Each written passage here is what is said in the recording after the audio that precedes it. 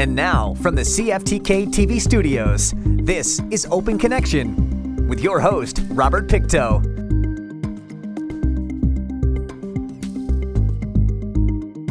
Welcome to Open Connection. I'm your host, Robert Pictou. Our show today comes to you from the traditional and unceded territory of the Tsimshian people.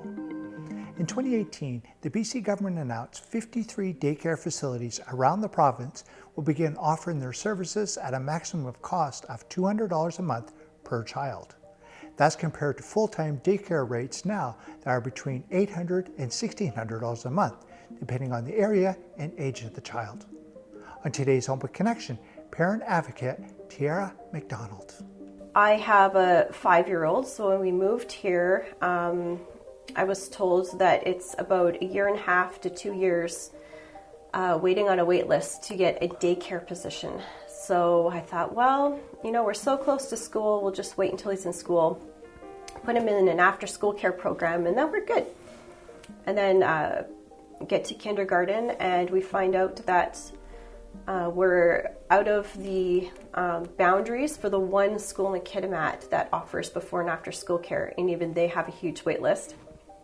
And the 2 other schools, they don't have any private operators at all offering care. So there's just nothing. That's kind of where I started the whole journey. Is I talked to the schools and I asked, why isn't there any before and after school care? And I got a couple different answers from the 2 different schools.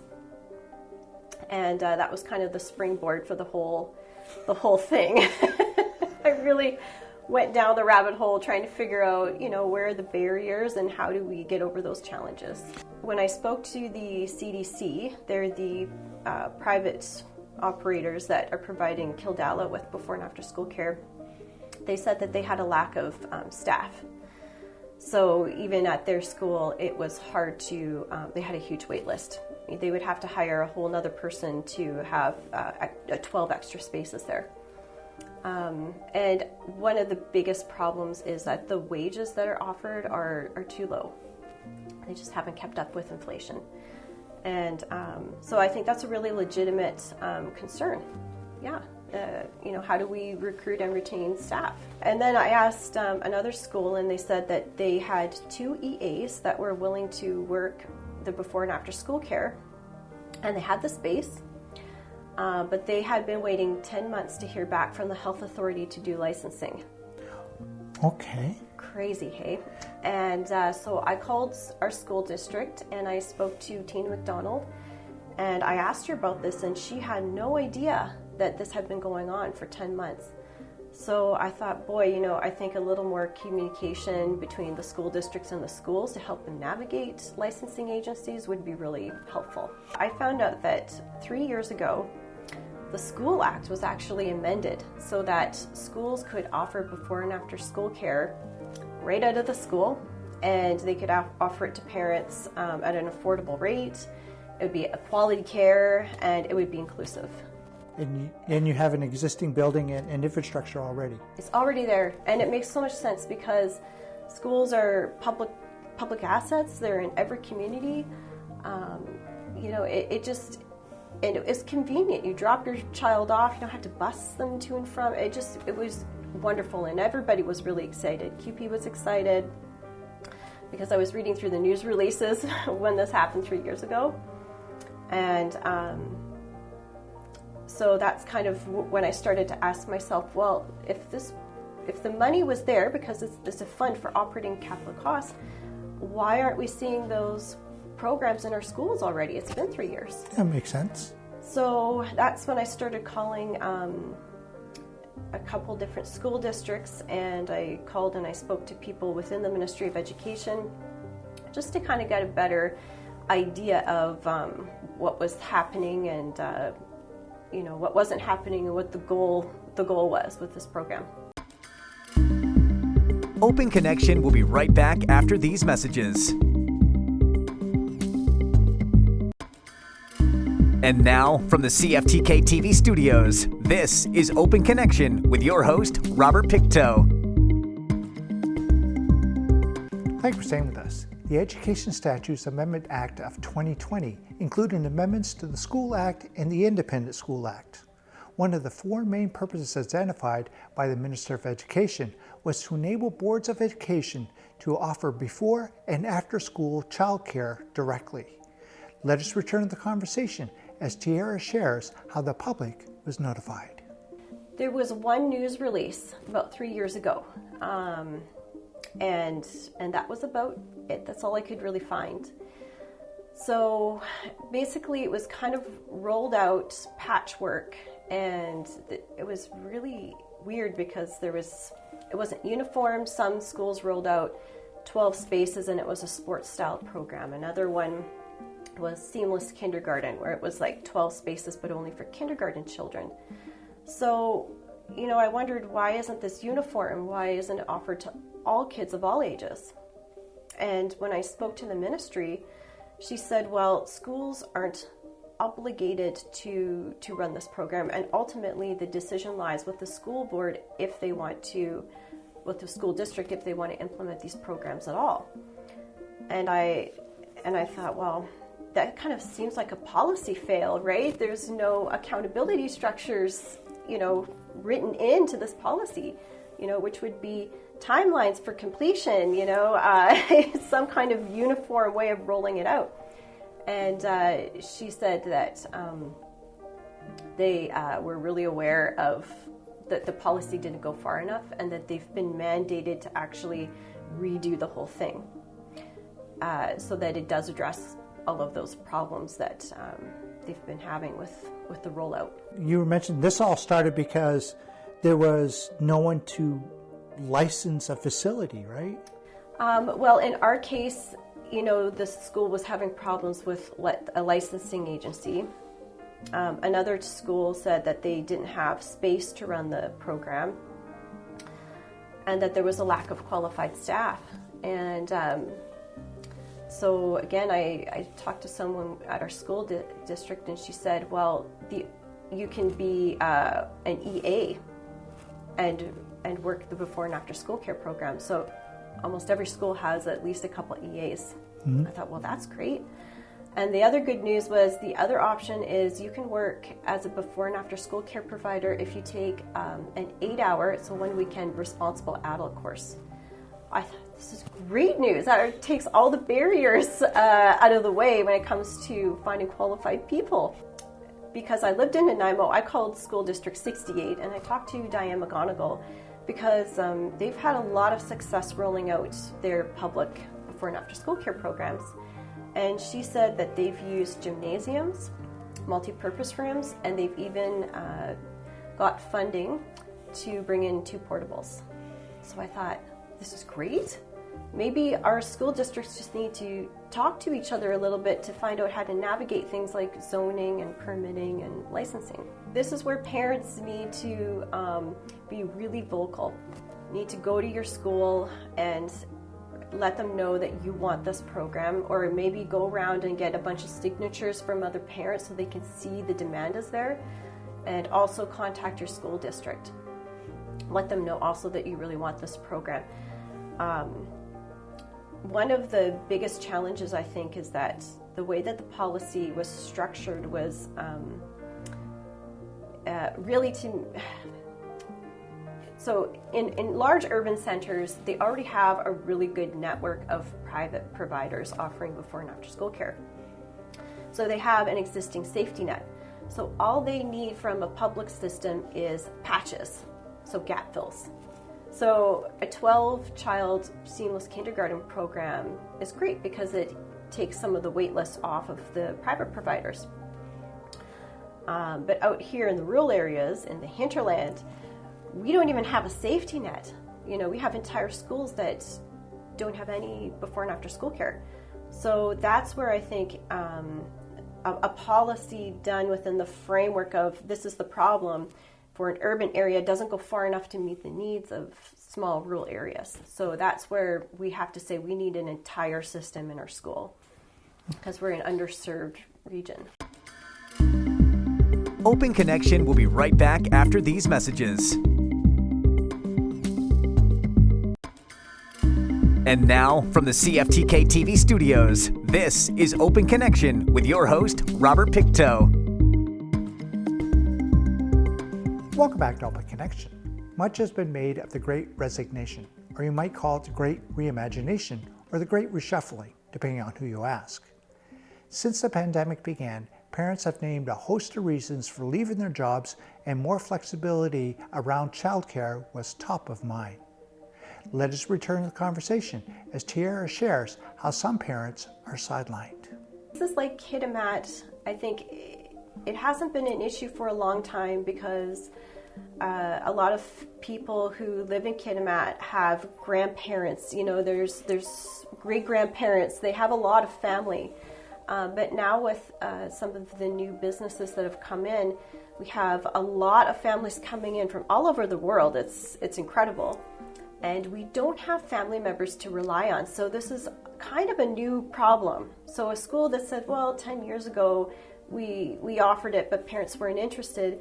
We're living in a different environment now where, you know, I know moms that are engineers, teachers, you know, and here we're living in a situation where we can't fill the jobs that we have in Kitimat, and we have an entire workforce waiting to go out there with public funds that could fund the childcare for us to do that, and we're just sidelined.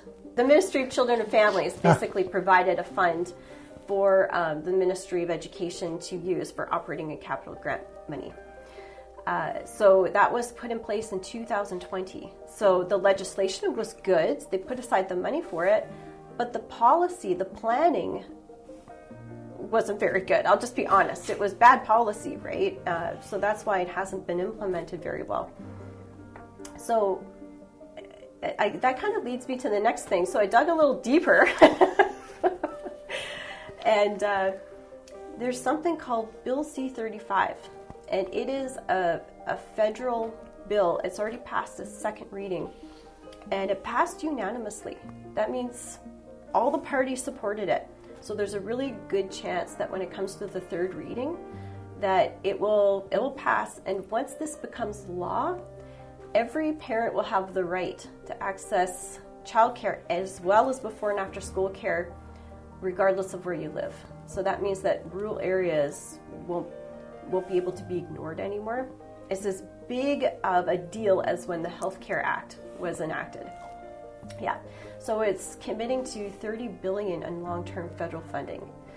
What's nice about it is that in order to get the funding from the federal government, they're going to put accountability structures in place. So that means if you want the money, then you have to meet these timelines, right? You have to actually be implementing these programs. I mean, it's great news. It's extra money, and it includes money for extra wages for the childcare workers. I think it's important for Kitimat to see this as and everybody in the Skeena district, because it is an underserved area, that this is a really great opportunity, because if we start our program out in our schools, then and offer as much money as we possibly can from our provincial grant money and also pulling from that federal grant money, we'll be able to recruit workers, I think, to run these programs, because schools can offer something that a lot of private companies can't, and that's benefits, pensions, and good wages, and in a nice working environment, right? So I think that that's going to be important, because once this act becomes law, we're going to be competing against 9 other provinces and 3 territories for the same small pool of workers. So I think it's important to get ahead of the game here and put that system in place so that we can be in a really good position where we're required to do that anyways, right? One of the things that you kind of mentioned earlier was something it was called a seamless kindergarten. Yeah, so Seamless Kindergarten seems to be a popular pilot project, but it really doesn't go far enough, because, one, it's just for 5-year-olds, so what do you do? Well, sure, you have a 5-year-old and you have care, and then they age out next year and there's nothing. And a lot of them are only 12 spaces, for an entire school. That doesn't go nearly far enough, and that doesn't get women out into the workplace. So it's a good gap fill measure, and I think it would work well in urban areas where they're just trying to get kids off of wait lists with private operators, but it doesn't go far enough in in Kitimat and Terrace. It's an existing framework that maybe, some school districts are going with because other ones have, and maybe they have a framework for doing it already. But I think we have an opportunity to really create a good comprehensive system, and we need to be really vocal that the money is there and we want it, right? We've paid for this, right? The money is there, and it's just up to us, I think, to be vocal that we need it. I mean, we are living in a time of childcare crisis in this region. So I think it's, that's what I'm here to do. I'm just trying to get the message out and really encourage parents to be proactive, and we can get the ball rolling. Open Connection will be right back after these messages. And now, from the CFTK-TV studios, this is Open Connection with your host, Robert Pictou. The Community Care and Assisted Living Act, Section 29 of the Child Care Licensing Regulation requires at least 20 hours of training on the subject areas of child development, guidance, health, safety, or nutrition. In this final segment of Open Connection, Taira shares how parents can take a more active role in their school district. And it's something that parents could ask if they're interested. Ask your school district. Taira McConnell, she's the person I talked with at the school district here, School District 82. But also EAs are qualified, and they're also motivated to work before and after school care, because instead of working 6 hours a day, now they can work in full 8 hours a day, and they can retire earlier because it's more money going towards their pension plan as well. If you're interested in going into the teaching program, because I was in the teaching program, you do have to have some volunteer time and some work experience working with children. It would be a great idea, if you could get in and do something like that for a year or two. Absolutely. Or if you're just semi-retired and you're looking for just a little something extra, that would be great, and you enjoy chatting with the 5-year-olds. They're hilarious. I think we just have to address the wage issue, and right now BC is negotiating with the federal government about how the rollout of Bill C-35 is going to look like here. And I think we need to really be negotiating hard for the highest wage possible, as far as subsidy goes from the federal government, so that we can pay our childcare workers an actual living wage. Really, they deserve it. So I think that's key. Thought the BC government had rolled out a $10 a day childcare program. Have you seen anything like that, or? Well, Kitimat, the fact that we have is about a 1.5 to 2 year wait list just to get any kind of care. Honestly, I think that at this point, parents would be happy to pay $40 a day just to have care. $10 a day daycare would be wonderful, but there are a lot of hoops that private providers have to jump through to be able to qualify for that. So not all daycare providers can qualify for that to become a $10 a day daycare, if that makes sense. Some of the larger providers can, but some of the smaller mom and pop ones just can't. So. And I understand recently you were able to attend almost like a little mini session with the local MLA. Right. I think that moms, it's not just moms, but I think primarily childcare falls, on women's shoulders. Are kind of, a lot of them are at their breaking point. A lot are trying to work, shifts around their husband's shifts. So, they never get time together, they're burnt out, the family's really suffering, the daycare isn't there, or they're trying to work from home and there's kids there and it's difficult to do your job. And one of the reasons why Bill C-35 is being rolled out is because Canada's trying to meet its international human rights obligations. And it says that, right, in Bill C-35. I read it, it's riveting. But, and also, the conventions of the rights of the child, and also the conventions of the elimination of barriers for women to enter the workplace. And so that's why the federal government's stepping in, because these are real issues and they're facing families everywhere. So I'm glad that some of the moms showed up and they told their stories, you know, and it's quite a charged issue because it's creating a lot of stress for families, for sure. Decides that they cannot offer what they thought they could. Working from home, that would be wonderful, but also I think income splitting is a really good option to look at. Federally, you can income split if you're a retired couple, and so what that means is you have one income earner, and you take their income and you divide it among the two parents, let's say the two people in the household, and then you're being taxed at that lower tax rate, right? So let's just say if you have kids at home and you can income split with your partner, all of a sudden you've got maybe $500 extra a month, and that really goes far. You know, the cost of groceries right now, like that's the other thing. Inflation's really making a dent in the bottom line of families' budgets, and now more than ever, we need more wiggle room. You know, so if we can't get out there to work, maybe the government can look at implementing things like income splitting so that one parent can feasibly stay home and there's a bit of a break there financially for parents. You know, in Canada, if you're retired, federally you can income split. So it doesn't make sense that families with young children who really need it the most don't have that as an option. I think that's a great alternative. You know, a bit of a tax break would go a long way. The school districts really need to be at least meeting monthly to talk about zoning and permitting. You know, if they're looking at using multi-purpose rooms or gymnasiums, you know, how did they provide proper egress or whatever? I don't know. I'm not a carpenter, so I don't know. But those sort of things, right? And if they're bringing in portables, how are they getting around some of the challenges?